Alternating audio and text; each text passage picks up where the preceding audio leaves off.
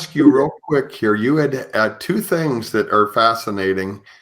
You did have an experience when you were younger that you saw hell. Yes. And I wanted to ask you about that. And I also wanted to ask you about later on, you had an experience and you saw heaven. Yes, sir. I like heaven better. Oh, I bet. I bet.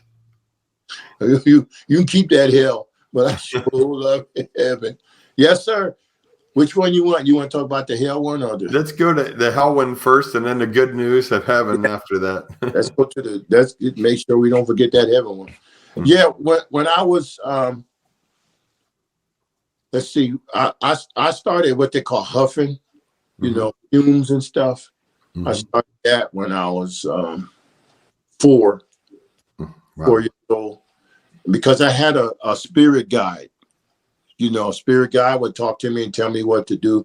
Bad enough, I had the witch, and I had my dad. Then I had from Haiti all the way over there. And I had no prison. I never had a childhood. Man, they stole my childhood from me. Right. That's like, I had a child in the hood, but I didn't enjoy no childhood. It was rough. And so my brothers and their people were heroin dealers, and I would watch the guys come by and shoot heroin. They wrap their arms up and stuff and shoot the heroin. And I would see the look on their face, and they were going to the nether realm. The Bible talks about the nether realm and the nether place. They would go in, just an actual place that you don't want to go into, but it's a real place when they get high and stuff. I wanted to go in there too, but they told me I couldn't shoot heroin. But this voice that would be around, he said, you don't have to wait on them. You don't have to wait on them. You can do your own thing. So they walked me into step by step. This voice, this spirit told me, you can do your own drugs. So we were in the business, selling a lot of stuff. And so as I got older, when I got 12 and 13 years old, they put me out. They put me out on the market as far as selling drugs. So I was bringing in like $200 or $300 a day from my own pocket. That's I remember, and that's a lot of money for a 12 and 13-year-old to make $200 every day. Right. It was not to brag or boast, but was making so much money.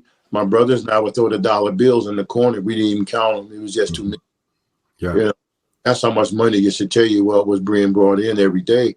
But this voice was telling me, he said, you want to make more money? I know you're tired of being under your brothers and the other people. You need to get out and make some money for yourself now. He said, I tell you what, you mix these drugs, which I had my own lab like thing, chemistry, made my own drugs stuff.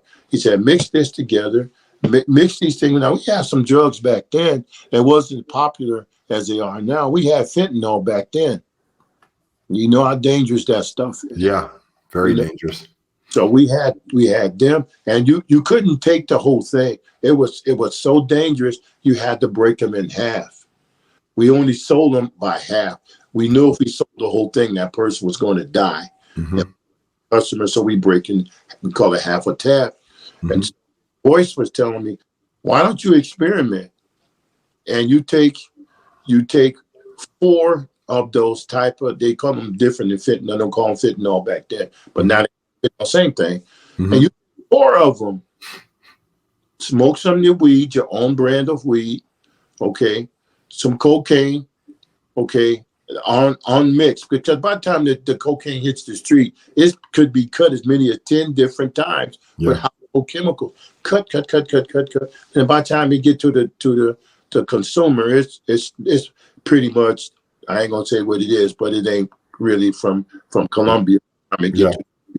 So that I took all that because that voice was in my ear. Yeah, do it. Not knowing that I was going to die. I didn't know. Yeah. I'm going to make more money. I'll do my brothers. Because I'm making $200 a day. Imagine how much they're making, and imagine how much everybody else ahead of them is making. So I'm at the bottom. I'm tired of being at the bottom. That voice would tell me. I wasn't tired. $200 a day was a lot of money for a 13, 14-year-old kid, Right. But he was telling me I wasn't satisfied. You ain't satisfied. You want to make more. You want to make 10. You want to get kilos and all of that stuff. So I'm tired. I don't hear his voice. Is my friend. Yeah. He's going to make money. No, he's trying to kill me. And I didn't about it. So I did it. He said, mix this, mix that, mix this, mix that. So I didn't have to buy anything because we had all kinds of stuff there. So I mixed it, and we went to I was 15. I'll never forget, man. Oh, God, most terrible time. I was 15. I did all that. I put the pills. I started the cocaine, smoked some weed, this type of speedball. I did everything, the heroin, all of that. I was at the bar with my brother and his friend Bill. We was there, and I was sitting there at the bar in the bar stool, and the guy said, "What do you have?" Now 15, I ain't supposed to be in no bar. I 18. Mm-hmm. And I said, "Well, I don't drink beer. I hated beer then. I hate beer now. Mm-hmm. It stinks to me. No offense to y'all, but I'm telling you, it stinks. Right. See what y'all get out of it. It stinks. Yep. I'm not gonna put the stuff smell in the bathroom in my mouth. That ain't going." Yeah. Yeah. That's what he reminded me of. But anyway, so he said, "You're gonna drink or leave." So I drank it, the beer, all of that stuff, cocaine, the fentanyl kind of stuff. Snorted that cocaine, smoked some weed. I'm sitting there looking out the window. Okay, looking out the window, a nice sunny day, and I'm doing like this, trying to, at what I thought, enjoy the high. And all of a sudden, the rays was coming to the window, it hit me right here, and that they called it mellow out back in those days. So I'm mellowing out, and I opened my eyes, and the rays of the sun did like this, and it went around me. I said, "How's that possible?" And it started getting dark where I was, but the rays of the sun, the spirits controlled the rays of the sun, man. Mm-hmm. And I did not know I was getting ready to die. There's a lot of people, the enemy doing the same thing to them right now, even as we speak out of that. God want to get you out of that. That's right. So the rays of the sun was going around, coming out behind me. So Patrick, I would slide over because I didn't like what was happening. I said, oh, I'm in trouble. I'm about to overdose. I'm about to OD. And it got darker and darker. And I could hear something under my feet, some kind of commotion. I'm like, what is that? What is that? What is that? What is that? And under my feet, man. It got so dark where I was. And I could see my brother. And them over there smoking. And I said, I got to get out of here. I can't get to the light. So I tried to get up, and I started running. And before I can get up, these things came out of the floor. They came out of the floor, all different sizes. They came out of the floor, and they grabbed me. And they was pulling on them in my mouth. They were everywhere. They was pulling and yanking. And so I shook them off. I don't know how I shook them off. I shook them off, and I ran to my brother, Bobby. He was my favorite brother. It was 6 boys in the family. He was my favorite, and he's the one I used to do most of the drugs with him and stuff. And he said, "What's wrong with you?" I said, "Man, something wrong, man." I said, "Take me home. He said, "Oh, man," he started cursing me out. "You can't hold your dope. Go over there and sit down." I said, "I ain't going back over there. Take me home." And these things was grabbing me while he was talking to me. It was getting so dark. And I said, "Bobby, please take me home to mom. Take me to mom." He said, "What? I ain't taking you, messing up my time here, man." I said, "Man, take me home." I kept begging and screaming and hollering. I was making a scene because I wanted to get where my mother was, because I know if she had that bottle of blessed oil, she hit me with that bottle of blessed oil, man, these spirits would leave me alone. So I said, "Take me home to mommy, take me home." He got mad. He started cussing me out. And he said, "All right, let's go. And man, and I was hollering, can get to the car. I remember stumbling, trying to get to the car. And I was so messed up. I laid down across the back of the car. I was messed up bad, Pastor. And all of a sudden, I felt something coming to the bottom of the car. These spirits, they grabbed me again, pulled me like by my mouth, yanked me out of my body, and I was going down under the car on my way to hell and didn't even know it. I was going under the car, and I could see this long pipe under the car, like this marker. Yeah. Long pipe, and I'd never been under a car before. And that drive shaft. Yeah. 15, what I know about a drive shaft. Yeah. And it was this long pipe. I saw it spinning around. And the car was moving, but it wasn't going nowhere. The car anywhere, but the drive shaft was spinning as I was going down, and the car got smaller and smaller. And as those spirits was pulling me down, I could hear all kinds of stuff under me. And I'm like, where am I going? Where am I going? And got down there, and it was like 100,000 other spirits from this size to the size of telephone poles. Yeah. All jumped on me. They had me. I couldn't move. They were banging me. They were hitting me. They were in my mouth. They was all kinds of stuff nonstop. They was laughing. They were crawling over me like an ant on a beetle. They were all everywhere in my ears. They were hitting me. And then there was one in the corner playing like a violin. Because when Lucifer got thrown out of heaven, the Bible says not only did they throw him out, Isaiah 14 chapter, it threw his instrument out too. Now he tormenting people with that nasty instrument, just like Nero did when he was playing when his Rome burned. He doing the same, those lost souls, and I was one of them. And I was down there being tormented. Man, hell is a horrible, horrible place. The things that are there, the suffering, the yells of the lost souls, the screaming, the burning, the piercing, non-stop. They're on you non-stop like a vulture is on some meat. They were picking me apart. They was pulling. They was doing things to my body that nobody's supposed to touch. They didn't even care. They was violating me non-stop. They let me go, and I started running, screaming. Help me. I was calling my brother Bobby. Bobby, help me, because to me, he was my hero. Yeah. You know, he went to Vietnam, and he survived that and came back, and everybody in town, all the women loved him. You know, pretty boy with the red hair and all that. The green eyes and the red hair, you know, everybody was after him, all the girls. He was all of that, and I was crying out for him, and he didn't even know I died in the backseat of the car, was in hell. And I was running, and I saw this little hill, just like a little hill in hell, and I was running, and I could hear this song. This song was playing. It was playing, man. It was playing by Shirley Caesar, one of the gospel singers, and it was saying, but it wasn't her voice. It was her kind of song, but it wasn't her voice. It was the demonic voice saying, everybody talking about heaven ain't going there.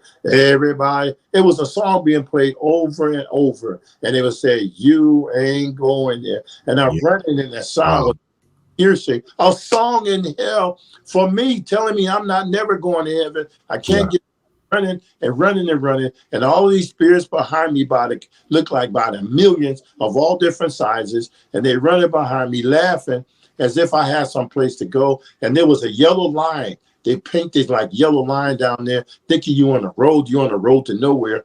And I'm running, thinking I'm gonna run out of there up this little incline and I'm gonna get run out of hell. But it's not so. My body is inside of the car back there dead. And I'm running, not knowing what's going on, because I can feel everything as if it was normal, like it was nothing. But yet still, I was dead of an overdose. And so I'm running, trying to get up this little hill. I can see if I get up this little hill, I can get out of here. But when I was running, and the demons behind me chasing me, and they're behind me laughing, knowing that there's no way out, and that song is playing, and I'm having all of these problems and stuff.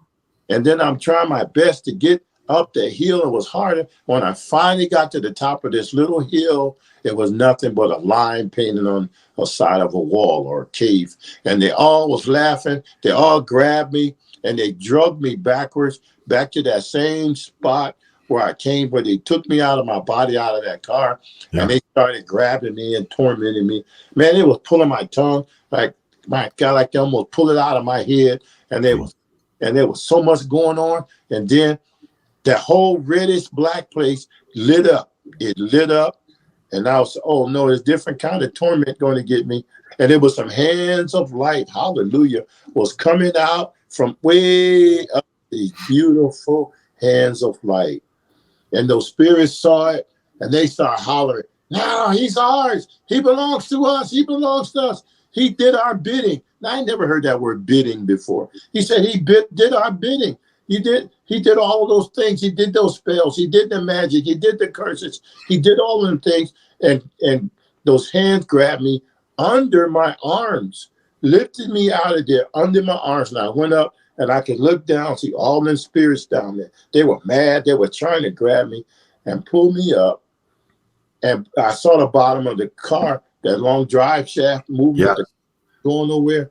and I wasn't going nowhere with them guys, but to hell, and put me right through that metal, put me back in my body, and I set up.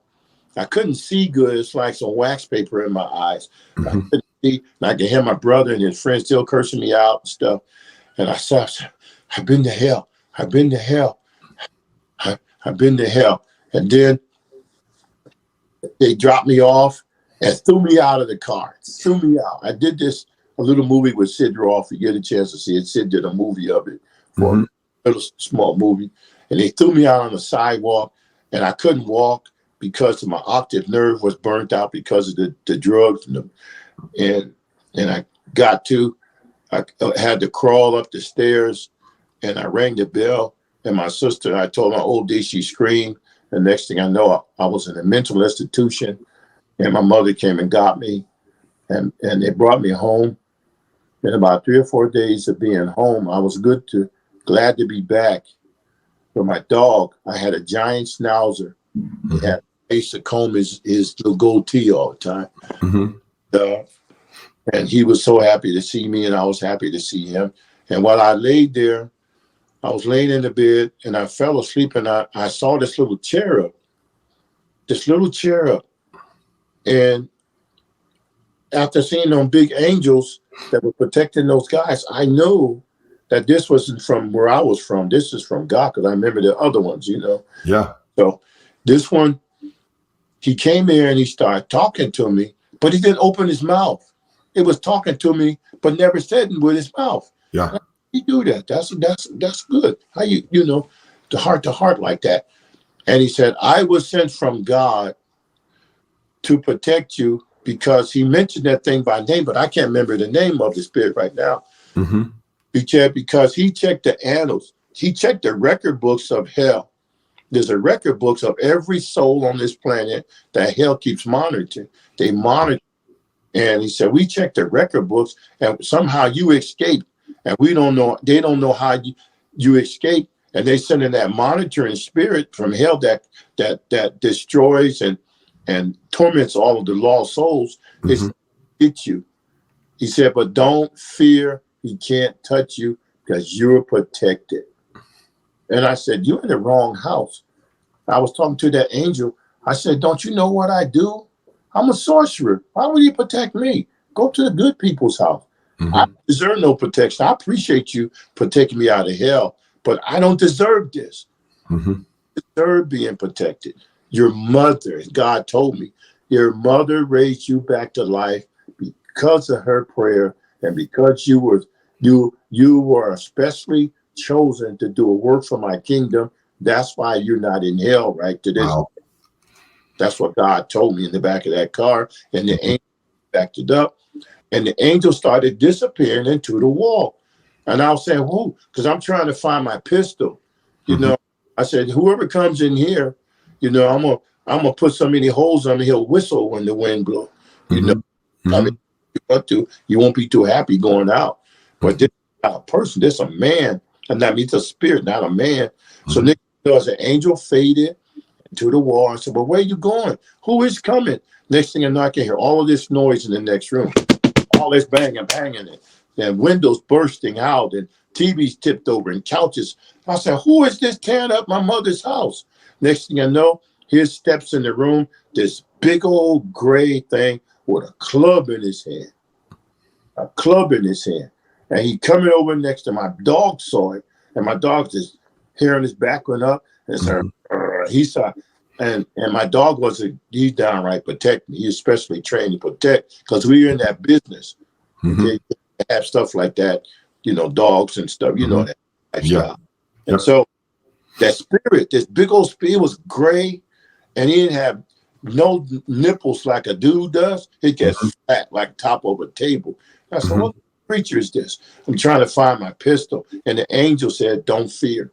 He can't touch you. So he trying to get to me at that club. He was coming at me with that club with all his might. He was coming, and my dog went between him and me. And he went this way, my dog went that way. He went that way, my dog went this way. And that thing said, somehow you got out of hell. I checked the annals of hell. The same thing the angel has said. Yeah. Check the record books, and somehow you escape, and I'm here to bring you back. And he's getting ready to hit me. And the angel kept saying, don't fear. He can't touch you. You're protected because your mother's prayers. Yeah. And that thing said, I can't get you. He turned around. He walked out of the same room he came, same door he came in. I hopped out of the bed. Now, mind you, I can't walk because of optic nerve. The second miracle, good God, he allowed me to walk. He allowed me to walk. I went and I looked, expecting everything to be tore up. He broke the glass, flipped the couches over, broke the TV. All of that stuff was all put back together. And God spoke to me. Why he liked me? Or because he got a plan for me. And he spoke to me. Patrick, he spoke to me. I can hear him from heaven. He said, your mother is a Holy Ghost filled person. Her house is holy. The enemy had no right to come and tear up a house of a Holy Ghost filled person that loves me, that prays and fasts. He had no right to tear your mother's house up. God said, I made him put everything back on his way back to hell. That's awesome. Put back in the way. He had tore it up, and God said he had no right to do that. He has no rights at us. He has no rights at us unless we open the door. And That's right. My sister came, and she told me about Jesus. She told me about Jesus, and I didn't want Jesus. I still didn't want him. Love him 50-something years. Then I got saved after that, and something I had the heavenly experience. Yeah, that is awesome. It's funny how, sometimes somebody can go through something that horrible, but they still, because of all the stuff you were brought up and the things you were into, it takes you a little while for it to really sink in where you want to get saved, Yes. She kept telling me, my sister, she said, you'll never be a sorcerer again. Never. Yep. And I was a cutter. I was a cutter of the drugs, and we had a big thing set up with some guys in Chicago. And anybody know about those guys in Chicago? You do not play with them. Right. If you got 50 cent, 75% belong to them. Yeah.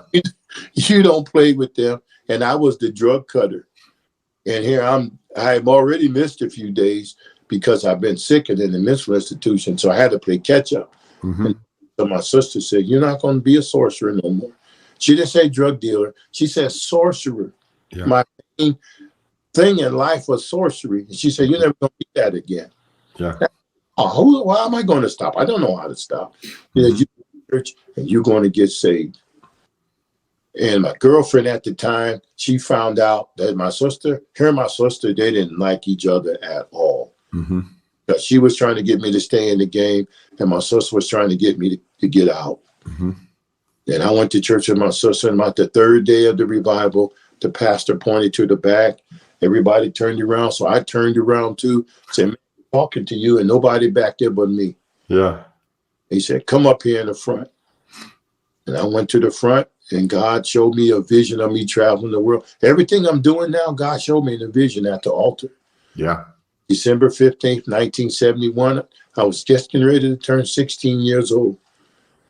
And he showed me everything. I'd ask God, you want me to deal drugs for you? You want me to be a voodoo priest for you? I know how to do that. I can switch partners. And he said, you're going to do it for my kingdom and for my glory. And I threw my hands up December 15th, 1971, and it felt like all kinds of evil, horrible stuff fell off of me. He filled Holy Ghost, speaking in tongues. And I mean, God took me into heaven. He took me all the way up into heaven.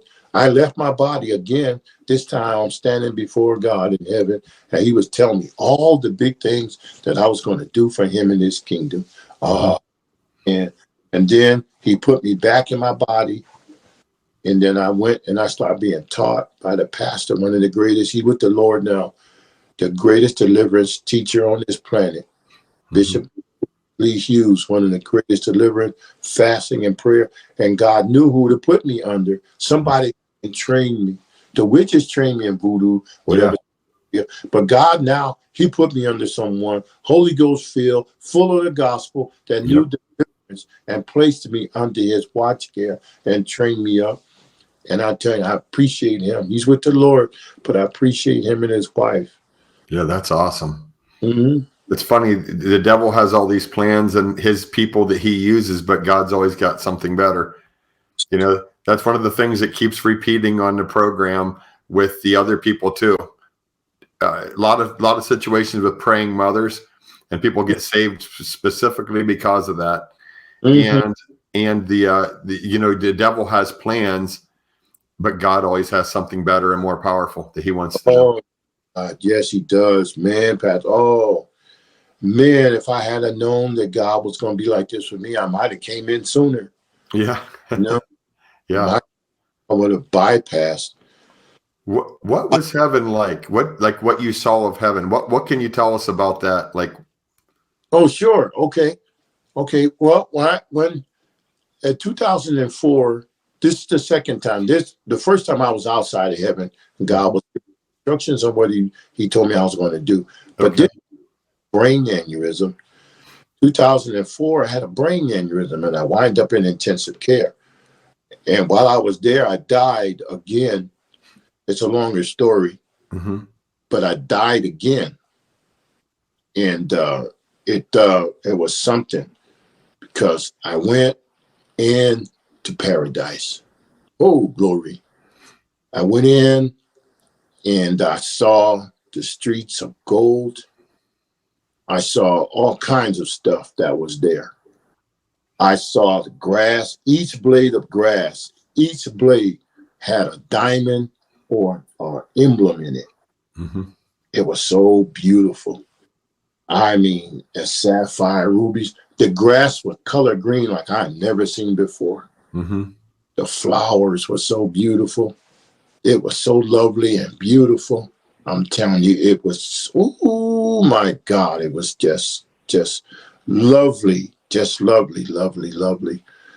And I left my body when I died in intensive care, actually died. Mm-hmm. And I left my body, and while I was up there, I was standing next to an angel, and he was about, oh God, I'm 6'4", he was way taller than me. Mm-hmm. And he had his wings, all of his wings had flakes of gold on them. And every time he moved, the flakes would fall off. Mm-hmm. They would fall off, and his hair, flakes of gold. And he told me, he said, walk around. And I said, yeah. He said, walk around. And I started walking on the grass, and the grass was so soft. It was softer than cotton. Mm-hmm.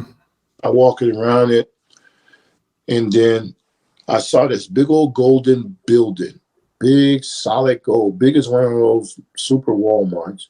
Mm-hmm. It had water, like liquid diamonds was coming out of it. Mm-hmm. And I said, go walk. And I walked to the edge of that water. The building was a little bit down. I couldn't reach the building, Mm-hmm. but I could get to the liquid diamond. So I went and I picked it up, and it was so awesome. I said, how can you be liquid and diamonds at the same time? Mm-hmm. But heaven, we're talking about God. Yeah. And so it was just so lovely, and oh my Lord. And I walked around the edge of it, and I looked on the other side, and I saw some of the people. I recognized them. Mm-hmm. I was like, hey, that's that lady that was at my mother's church. Mm-hmm. You know, the one that they used to always sing, and every Sunday she would fall out. She had Mm-hmm. to fall. She got to singing her. Every Sunday she'd fall out like Old Faithful. Mm-hmm. I saw her, and I saw a lot of the saints of God was there on the other side of the river. And they recognized me. They looked good. They didn't look like they did in the casket. Yeah. They looked real good. And I'm like, what do you all do over there all day? I want to come and see. They said, you will, but not right now. It's not your time. Mm-hmm. And so I said, no. Maybe you didn't understand what I was saying. I'm already here. they said, you can't stay. You have to go back. Mm-hmm. And so I kept walking around. The angel said, walk. So I looked on the other side of the river. Man, I saw mansions. They were like, it's like mother of pearl. The face on them. Oh, man. I guarantee nobody has ever seen houses built like this. Mm-hmm. It was so beautiful. I said, oh, this is so beautiful. I want to go over there, go inside of them. And God was saying, not now. The angel and the people said, not now. You can't come. Yeah. Now, so I walked down a little bit. There was a tree. This tree I had never, like I said, I traveled. I've been blessed to travel the world, but I'd never seen a tree like this ever. This tree was so, it's just different. I never seen a tree like this ever. I said, what kind of tree are you? And I guess, but I walked past it. It wasn't so big you couldn't walk around it. It was just, so I walked past that because I was just in awe of that. Mm-hmm. I walked and I kept seeing those beautiful hillsides and meadows. And, ooh, Jesus, it was something awesome. And so I looked and the angel said, keep walking, keep seeing. There's so much more to see. So I kept walking. And I was alongside of that river. I kept walking along that river. And all of a sudden, someone came running up to the edge of the river. And it was my son, Scott. My son was murdered back in 1998, December 7th. Wow. December 7th. Wow. That's the date my dad was murdered, on December 7th, 1985. So. Say what? Yeah, my dad was murdered December 7th, 1985. So that's coincidence, but. Lord have mercy, Patrick. The same day my son was murdered. Yep, different year, but same date. Yep. Oh my God, man, I'm so sorry. Yep. But you know what FDR said? This day shall go down in infamy. That's right. That's right. We declare war. Oh man. Yeah. So you saw your son though. That's incredible. Yeah, I saw him and he saw me. That's awesome. Scott, he said, Dad, he said, I want to tell you thank you. He said, Dad, he said, excuse me, everything that you said about this place is exactly what you said. But Dad, you didn't tell me all of it. You just told me a little bit of it. But that is so much more about this place that Dad, I said, I want to come over there with you. I want to give you a hug. He said, no, you can't. It's not your time, Dad. You got to go back. Mm-hmm. But December 6th, 1998, we was play boxing. You know, he was trying to get me. You know, it's like, man, you can't get me. The old man still got it. He said, I'm getting you, Dad. I'm going to get you. I said, nah, you ain't fast enough. Then I started teasing him. I said, I'm like Ali. I'm pretty. You can't. I mean, yeah. I was teasing with him, and he stopped. We were having a good time. He stopped, and my wife would say, "Don't you hit my sons too hard, because you're hard." And I said, "I got to make them tough, babe. They're street. But you hit my sons too hard." So, and then he stopped, and he grabbed me real tight, and I said, "I'm sorry, man. I hit you." He said, "No, Dad, that's okay. You didn't hit me too hard." And so he was crying. I said, "What's the matter, son? Somebody messed with you at work?" He worked with Capitol Records. He was a songwriter for Capitol. Wow. He was, oh man, my son was some musician. Wow. All three of my sons in music. And so he was a writer with Capitol. And I said, no, because I go up there and talk to him. You know what I mean? Let me grab in their collar a couple of times and pray for him. I put it like that. He said, no, Dad, job is okay. He said, Dad, I want you to make me a promise that you'll never stop teaching deliverance. Make me this promise. He was holding me tight. He wasn't quite as tall as I am, but he was almost, tall. And he was crying. I said, what's wrong? He said, Dad, promise you will never stop preaching and teaching deliverance. I'm not going to let you go until you give me your word, no matter what. I said, I'm not going. He said, you're helping so many people around the world, Dad. He said, I want to be like you and Mom. I said, I promise. He let me go. He ran past me. He ran past my wife. My wife said, did you hit him too hard? I said, no. She said, well, why is he crying? I said, I don't know. He told me, I told her what he told me. Mm-hmm. He just sat there, she looked. He said, oh, wow. So next day I had to go preach in Las Vegas. I really didn't want to go. Something about it, Pastor, I felt real bad about it. And the preachers kept saying, come on, Earthquake, you got to go. You got to go. I said, no, y'all go without me this time. I don't feel like I need to go. And they came by, they picked me up in the car, and y'all go ahead. No, Earthquake, you got to go. We got to have you over here in Vegas to preach or whatever. So very reluctantly, I went, and I was there in a hotel sitting. I didn't feel like doing nothing. I didn't feel like going to the revival. I didn't feel like speaking much. I just wanted to sit there because something didn't seem right. Mm-hmm. And I said, something's not right. And I called. The cell phones was just coming out pretty good. So everybody in my family was there, call, answer. Nobody picking up their phones. My daughter, she always, all my daughters love their dad. I'll spoil them all. So, they always pick up. Mm-hmm. Nobody. Then I finally got a call from my wife, and she was crying. She said, baby, what's the matter? Baby, somebody shot and killed Scott. Very next day, Patrick. Man. Very next day. And you know who did it? Some of the same people we were helping their families with food and help. Shot him point blank in the chest. Wow. Same people we were helping. Yeah. So here I am now in heaven. I see him on the other side of the river, looking good. Last time I saw him, he was at the funeral parlor. And I'm telling him, come on, Scott, get up, man. We got to go. We got things to do. But he didn't move. It felt like a failure because it said heal the sick and raise the dead. And I can't raise my own son from the dead. Felt bad. Had to get past that. And tried to preach his funeral. They told me, you're not strong enough to preach your son's funeral. Let somebody else do it. I said, no. My son, I can do it. Got halfway through. Next thing I know, I faint. I'm down on the podium. I'm out. So Andre Crouch, singer. Yeah.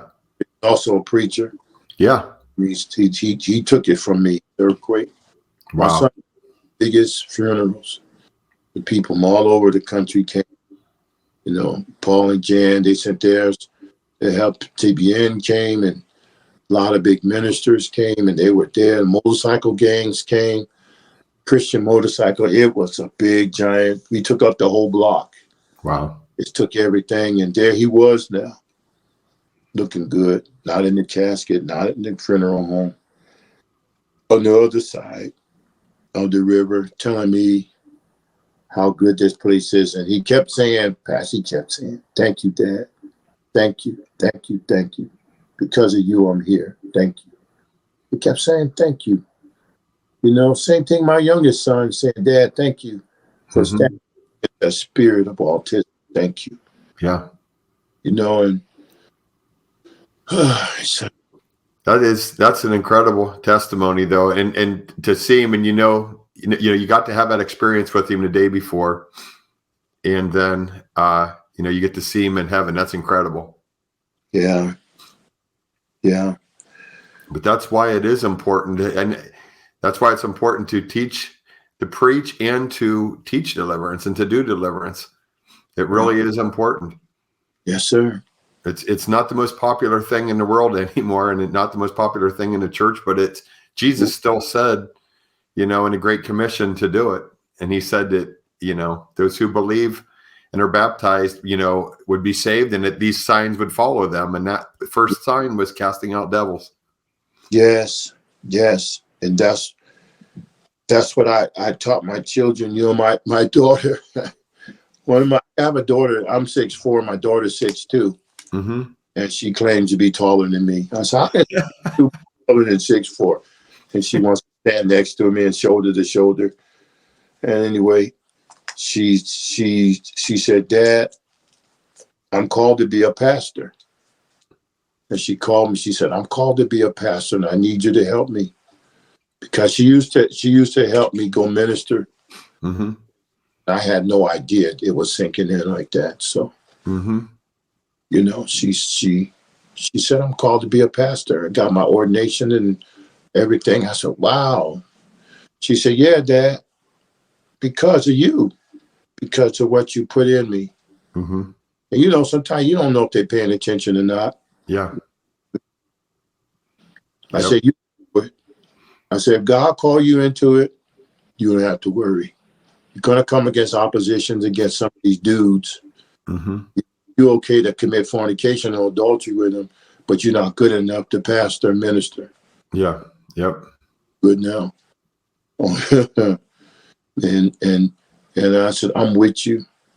So I'm glad, because you train up a child, like you said, in the way it should go is when they get old, they won't depart.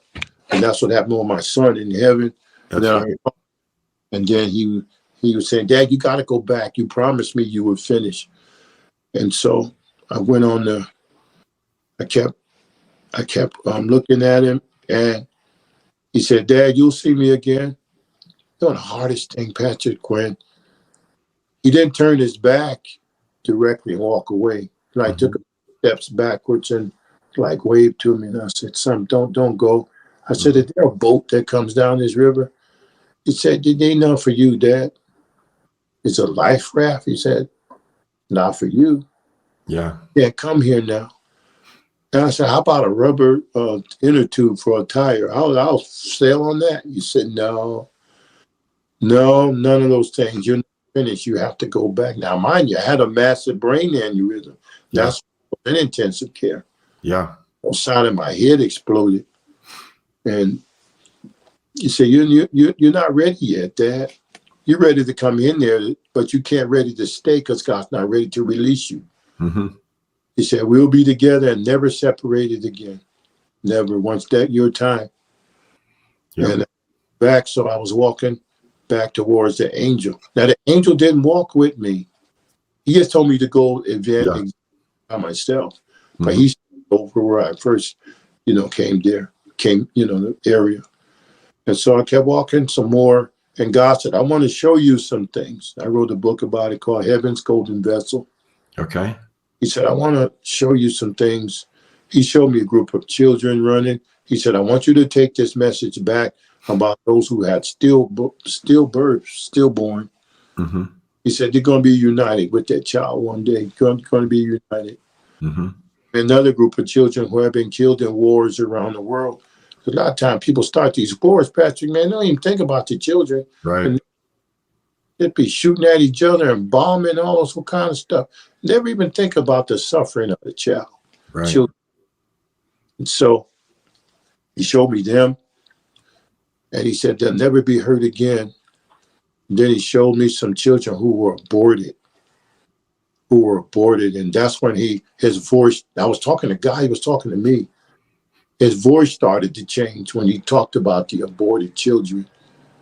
His voice changed, and it sounded like he was about to cry. And I said, God, you cry?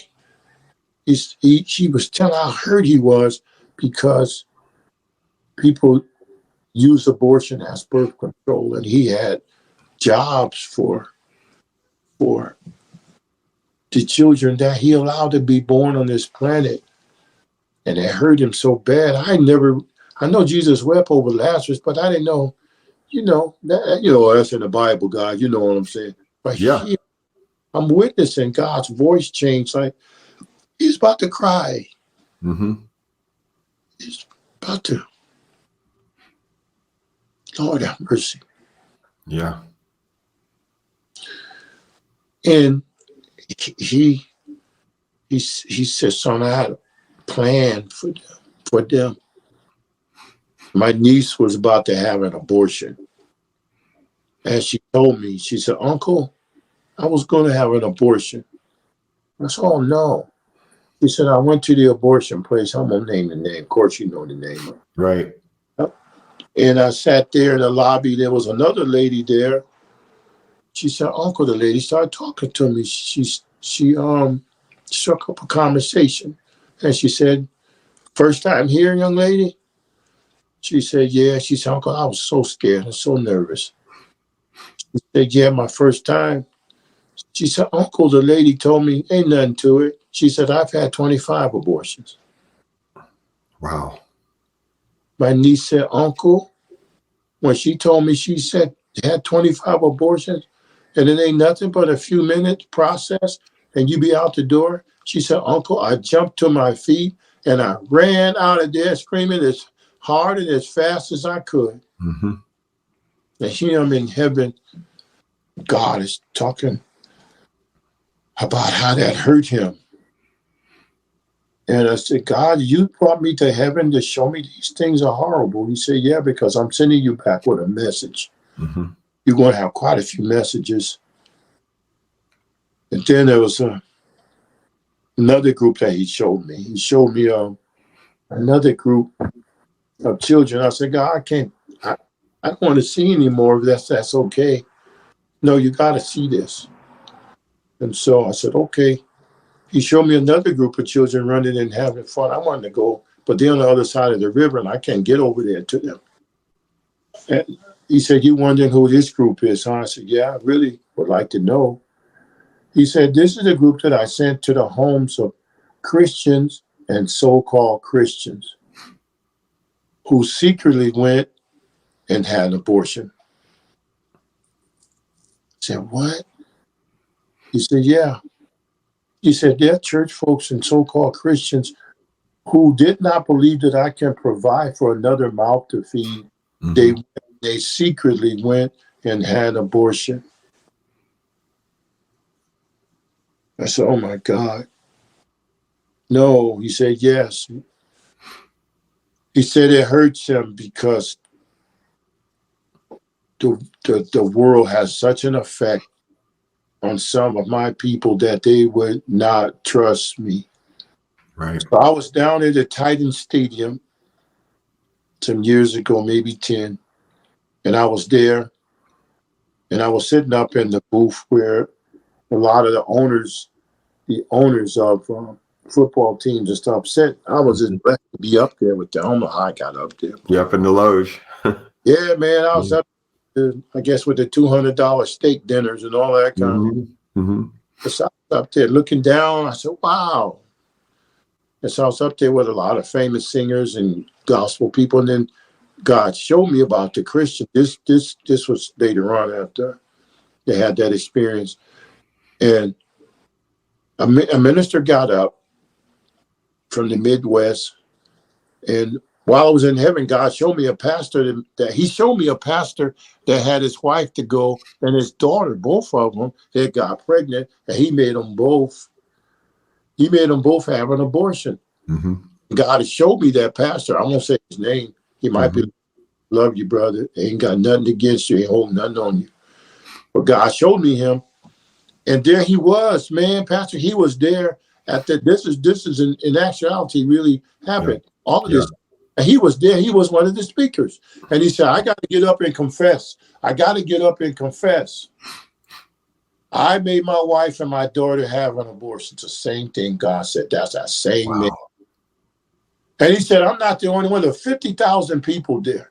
He said, "I know I'm not the only one who's had or made somebody have an abortion since they became a Christian." And there was a hush over the audience. He said, "Now you come down here with me. I'm coming down to repent." And they estimated 19,000 people out of that 50 was down on their hands and knees, patching, banging and kicking on that football field. They were kicking and banging and screaming. I saw it. I was there looking from that box way up there. Wow. It's estimated 19,000 people repenting from either making your girlfriend or wife have an abortion or they did it themselves. Yeah. Same thing God told me when I was up there in heaven. Yeah. I said, God, I don't believe this. I know you don't lie, but these are Christians having abortions. He said, you have no idea what I see every day. Yeah. The money you was crying. I'd be almost crying too. Yeah. Then he showed me so much more. I wrote a book about it called Heaven's Golden Vessel. Heaven's golden vessel. Yeah. I don't talk about it much, but I'm going to start. You encourage me now to start talking more about it. Mm-hmm. I will. I'm going to start talking about heaven and hell. I'm going to start talking about both of them. Yeah. People need to know. Then he put me back. He put me back in my body, back there in intensive care. My head was hurting. I was tired of being in the hospital. I wanted to go home. They told me that I wasn't going to last 15 days at home. Mm-hmm. That was in 2004. This is 2023, and I'm still here. That's right. Praise God. That's almost 20 years in the next year. I'm still here, telling the gospel, ministering. I love going to heaven, but I couldn't stay because I wasn't finished yet. Mm-hmm. Wasn't finished. I was finished as far as I was concerned, but God said, you can't stay here. You got to go back. Mm-hmm. And so everywhere I go around the world, I give my testimony. People come to the altar. Many people who have had abortions. You'd be surprised, not you, but I'm saying in general, you'd be surprised the people that have had abortion that don't look like they've had abortions, because abortion is not on the big T-shirt. I had an abortion. Right. They don't do that. Right. And some of them are listening now, and some of them feel like God won't forgive them, but that's not true. That's right. It's not true. Psalms 103:3 says, he forgives all of our iniquities and heals all of our diseases. That's right. See, so it's God. It's not somebody with a big sword with a hood on his head ready to cut your head off for every infraction. Right. He's going to deal with us. He chastised those that he loved, of course, but if he was to deal with us according to our sins, there won't be none of us alive. I'd be at the top of the list. Right. That's right. So, well, I'm sorry, I get caught up a little bit. No, it's awesome. You're being very transparent, and it's powerful. Believe me, it's very powerful. Man, what a privilege to have you to actually get to talk to you. For me, is a privilege, because I've listened to your testimony so many times over the years, and with myself dealing with demonic situations and hauntings and whatnot, I always felt like I gained so much. The different videos I've seen on YouTube with you and things like that, I've gained so much knowledge from your testimony and the things that you have shared. So, man, it's just a privilege to have gotten to meet you online. I'd love to meet you in person someday, but just to be able to have you on the program and have you share, it's really a privilege. Same here, man. Same here. I'm not out of the woods in a lot of things. I'm still dealing with some things physically. Mm-hmm. Part of my body is under attack. Okay. Keep praying for me. I have nerve damage. Okay. Nerve damage from some things back in the day. Half because of car accident, head-on car accident. Wow. Yeah, I don't wish that on my worst enemy. Right. And then some athletic things. Yeah. I mean, so the doctor said my nerves are pinched, they can operate, but there's no guarantee that it would restore. I don't have any problem with my legs or anything like that, but nerves are pinched so bad it cuts off all the feeling on my left leg. Wow. So you can hit me with a hammer on my left leg, I wouldn't feel it. Yeah. Nerve damage. My leg is fine, except my nerves, instead of being like this, they're all like this because of that. Yeah. But Pastor, I tell people, I won't let nothing stop me. I won't. I'll keep going. I'll keep preaching. I'll keep ministering. A lot of times I have to grit my teeth. Yeah. Through my teeth, but I'll keep preaching.